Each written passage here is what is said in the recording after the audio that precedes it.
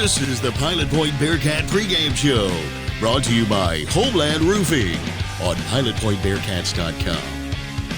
And now, here's your host, Ryne Menard, with Jon Little and Chris Nortman.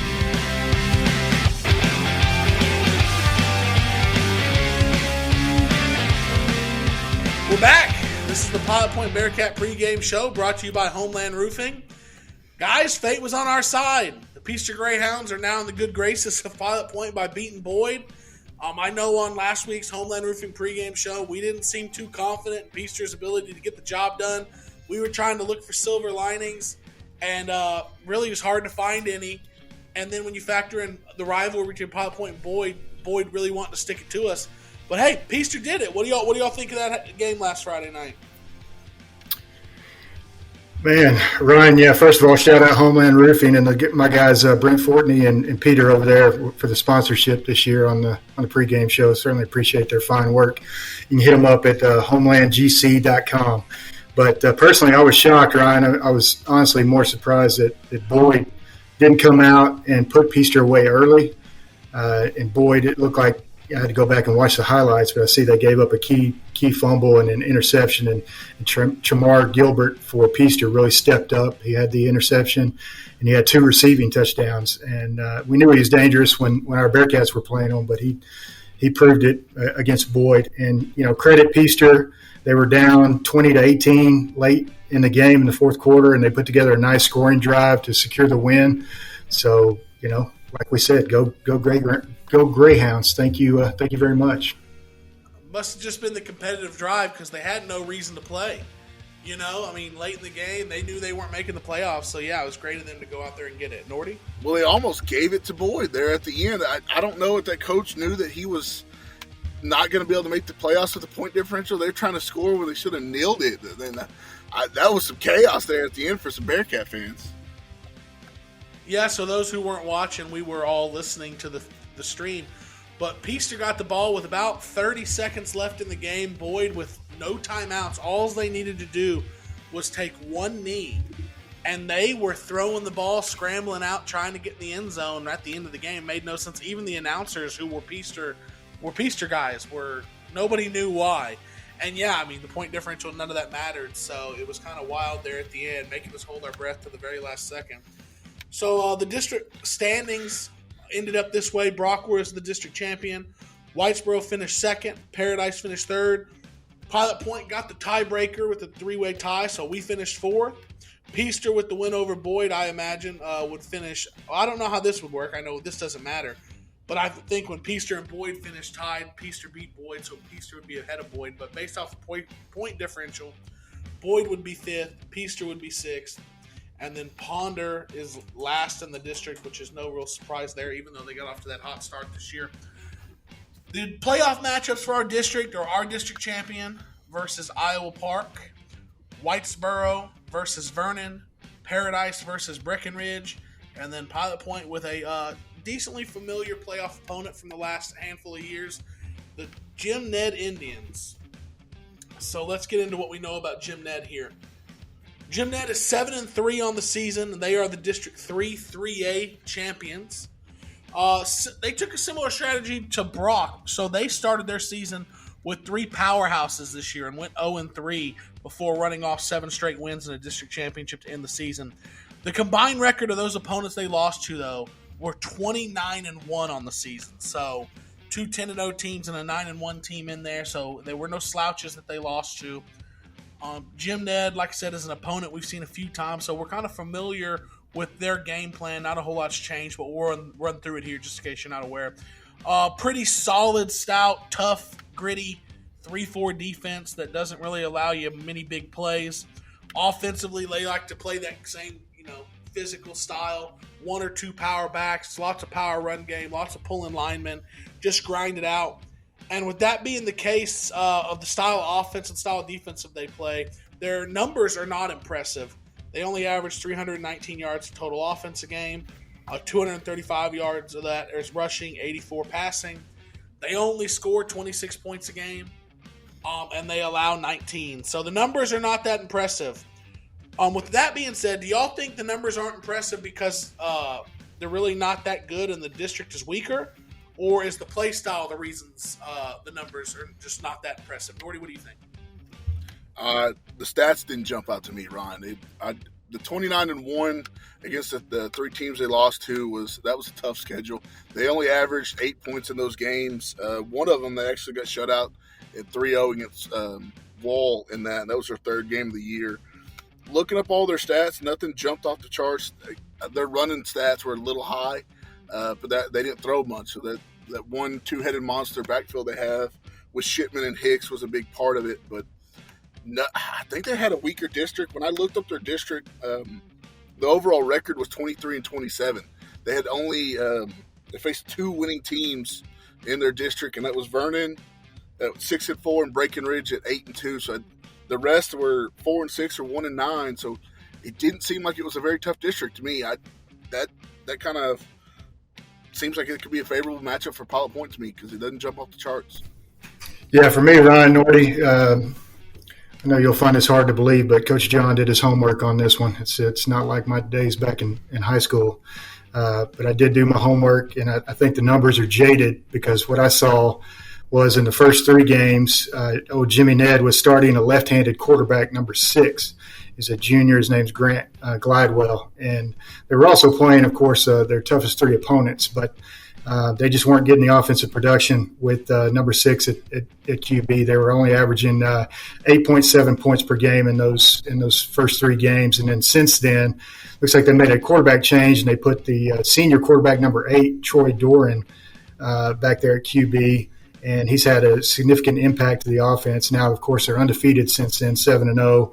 And he's personally averaging 7.7 yards a carry, has 804 yards rushing and 12 TDs. And number 6 only had one rushing TD in the first three games. So number 8's doing a great job running that quarterback spot in the pistol offense. And I think that, they're just a lot more dangerous now with that quarterback change. And similar to Nordy's feelings about you, Ryan, I know Coach Marsh worked with and is a fanboy of Jim Ned's head coach, Matt Fanning.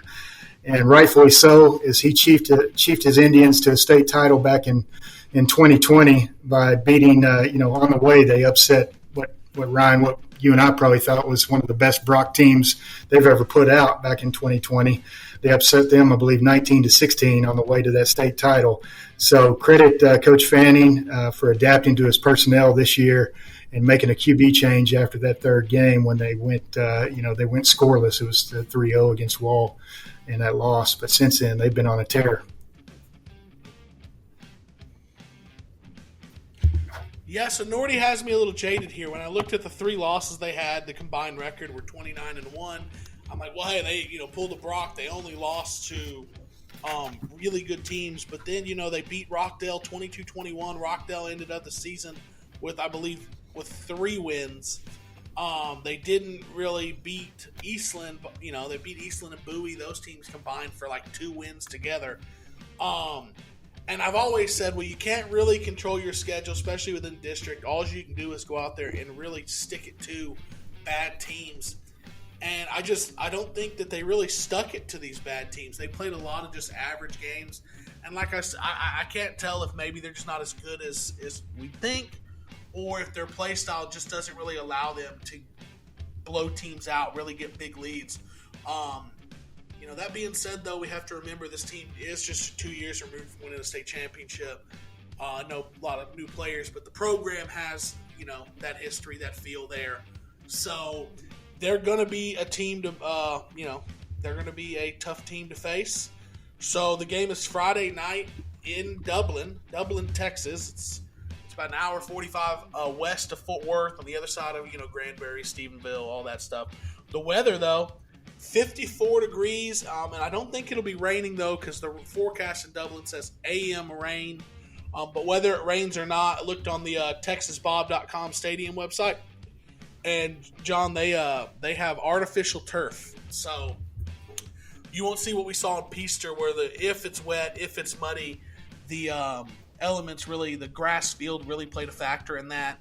We're not going to see that because it is artificial turf. Do you think that might give us an advantage, or how do you think that might play into it?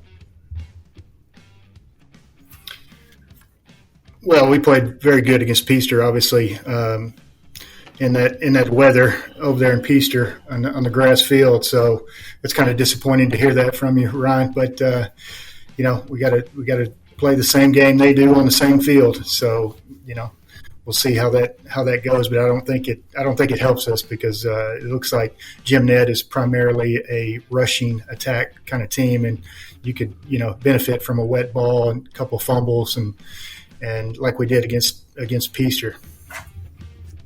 I didn't do my homework quite as well as you did, so I knew that Doran was the quarterback going forward right now. But when I looked at the stats, I actually looked at the running stats for the other quarterback, Glidewell, and said to myself, well, I'm glad their quarterback's not a running quarterback. And then you pointed out, and I went back and looked, and sure enough, 104 carries, 804 yards. Their quarterback is a running Absolutely. quarterback. He's the second leading rusher on the team. Absolutely he is, and he's the little engine that makes it go at number 8. Travis Marsh texted me and said that the quarterback and the 2 running backs were their dogs. For sure. So they're going to ride them hard, I'm sure. We're going to get a commercial break and come back on the other side for players to watch and John's 3 keys. Homeland Roofing LLC has been serving the DFW area since 2014 and is a proud sponsor of Bearcats football. Homeland Roofing is a full-service contractor who specializes in storm restoration and provides end-to-end service for all insurance claims. If you've had storm damage, you've filed a claim but have questions about that next step, or you'd like a complimentary inspection, call Homeland Roofing at 469-343-3536, 469-343-3536, or find us on Facebook, Homeland Roofing, Texas. Yeah, Homeland Roofing came on this year as our sponsor. Really appreciative to those guys for sponsoring us and allowing us to do this every week. But now that we're back, let's go to players to watch. John, we'll start with you. Yeah, for me, Ryan, I'm going back to the well or Kale, as it were, because I went with Kale Martin, number 24. I hope Chance enjoys that rim shot, by the way. I'm going to go with senior inside linebacker Kale Martin, number 24, because I picked him as my surprise guy against Peaster, and of course he had a ton of big plays against Peaster, including a big fumble return. I wouldn't recommend that he try to pitch the ball again as he's running down the field this time. Hopefully he can just take it to the house. If he gets a scoop and score, that'd be great.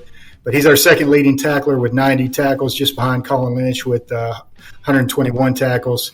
And I just think Kale Martin's play is going to be huge because, as we touched on, the 2-headed running back monster, and then number 8 at QB, we're going to need Kale Martin to go full on Mississippi leg hound and just latch on to number 8 and not let him go, and just do everything he can to make tackles on that guy all night long. Yeah, that's a good place to start. We're going to have to tackle when you're playing a team like this. Nordy, who do you have this week as your player to watch? So I'm going to kind of do the same thing that John did, going back to the well here. We are 2-0 when I picked this player, and I'm going to go back with Ryan Riney again. He was very successful when I picked this guy to be my player to watch. Guy's had a great senior year. Didn't look up the stats and see how many sacks he had, but he's definitely improved on that one that he had last year. But this is going to be a big week for him.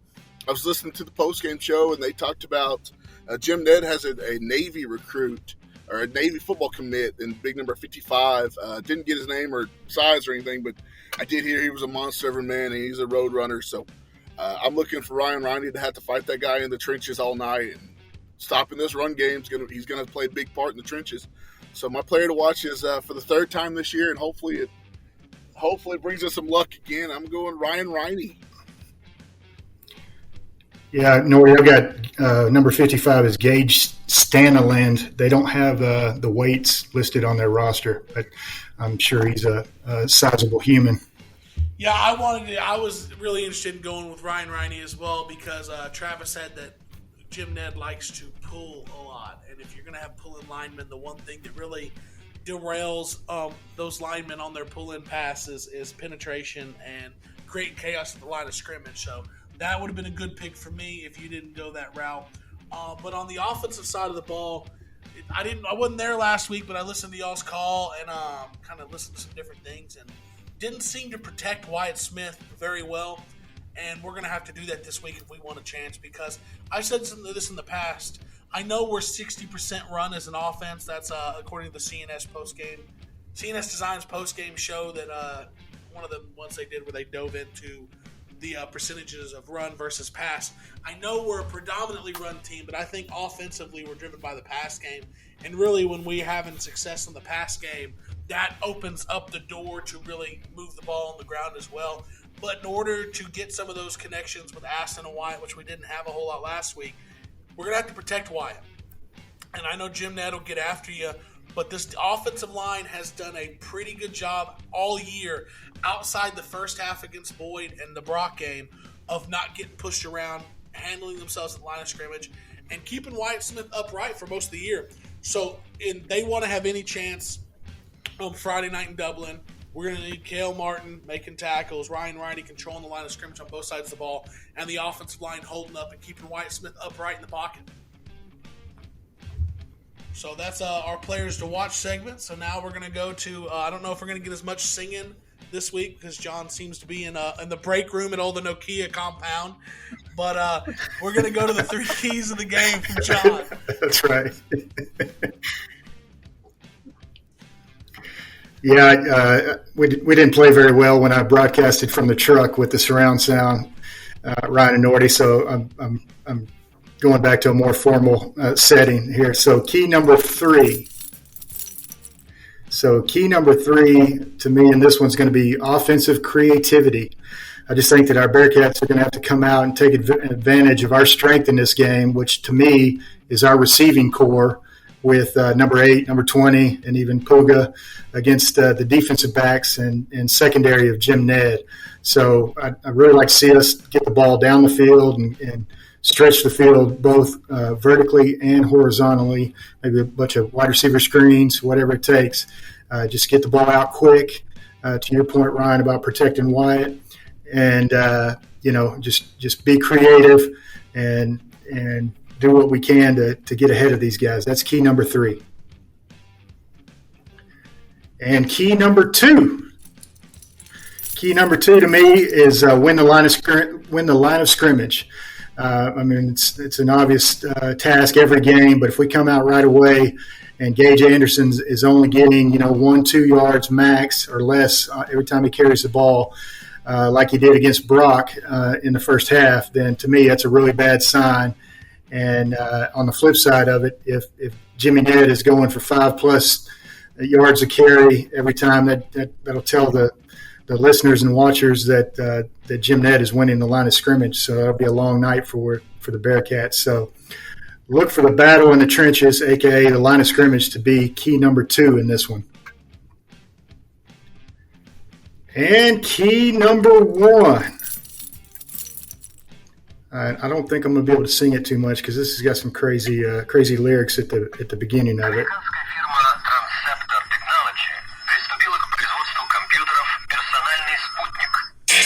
But this is Snap the Power. This is one of my favorite pump-up songs back in the day. Let me let it roll a minute here.